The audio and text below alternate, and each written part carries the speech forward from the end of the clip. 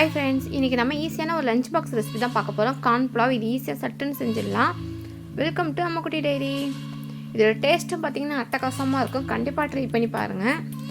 இப்போ எப்படி செய்யுதுன்னு பார்த்தலாம். ஒரு சோளம் சேர்த்துருக்கேன் ஒரு குக்கரில்.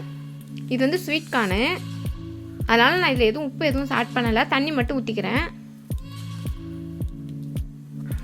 தண்ணி ஊற்றி ஒரு 2 விசில் வரைக்கும் வச்சுக்கலாம்.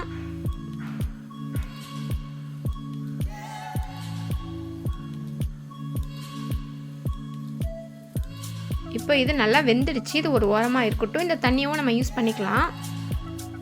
இப்போ எப்படி செய்யுதுன்னு பார்க்கலாம். குக்கரில் ஒரு டேபிள் ஸ்பூன் அளவுக்கு நெய் சேர்த்துருக்கேன். கொஞ்சமாக எண்ணெய் சேர்த்துருக்கேன். நீங்கள் ஃபுல்லாகவே நெய்யில் கூட செய்யலாம்.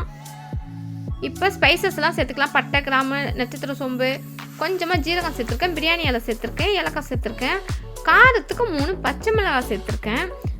அது கூடவே ஒரு பெரிய வெங்காயத்தை சாப் பண்ணி வச்சுருக்கேன். அதையும் சேர்த்துக்கிறேன். இது உப்பு போட்டு வதக்கினீங்கன்னா சீக்கிரமாக வதங்கிடும். இந்த புலாவ் செய்கிறதுக்கு ரொம்ப வேலைலாம் இல்லை. வெங்காயம் மட்டும் சாப் பண்ணி வச்சா போதும். ஈஸியாக செஞ்சிடலாம். டேஸ்ட்டு சூப்பராக இருக்கும். கண்டிப்பாக ட்ரை பண்ணி பாருங்கள். இது லஞ்ச் பாக்ஸுக்கு கொடுத்து விடுறதுக்கு செம்மையான ஒரு ரெசிபி.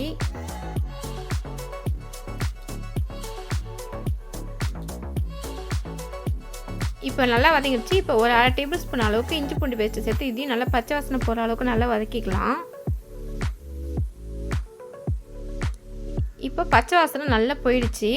இப்போ நம்ம கார்ன் வச்சுருந்தோம் இல்லையா, வேக வச்சுருந்தோம் இல்லையா, அதையும் சேர்த்து இதோடு நல்லா மிக்ஸ் பண்ணிக்கலாம். இதை நல்லா கலந்து விட்டுக்கலாம். இப்போ நான் தேங்காய் பால் சேர்த்துருக்கேன். 1.5 கிளாஸ் பாஸ்மதி ரைஸ்க்கு 3 கிளாஸ் தண்ணி ஊற்றணும். எனக்கு வந்து 2 கிளாஸ் தண்ணி தேங்காய் பால் இருந்துச்சு. 1 கிளாஸ் நம்ம வேக வச்சுருந்தோம் இல்லையா, அந்த தண்ணியை நான் சேர்த்துருக்கேன். இப்போ நான் பாஸ்மதி ரைஸை அது 1/2 மணி நேரம் ஊற வச்சுருந்தேன். இப்போ அதையும் சேர்த்துக்கிறேன்.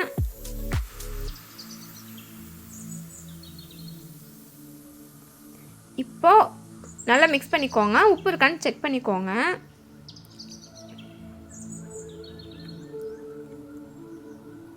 இது தேங்காய் பால்லாம் சேர்த்துக்கிறது வந்து செம்மையாக இருக்கும். டேஸ்ட்டு அட்டகாசமாக இருக்கும். கண்டிப்பாக ஒரு தடவையாச்சும் ட்ரை பண்ணி பாருங்கள்.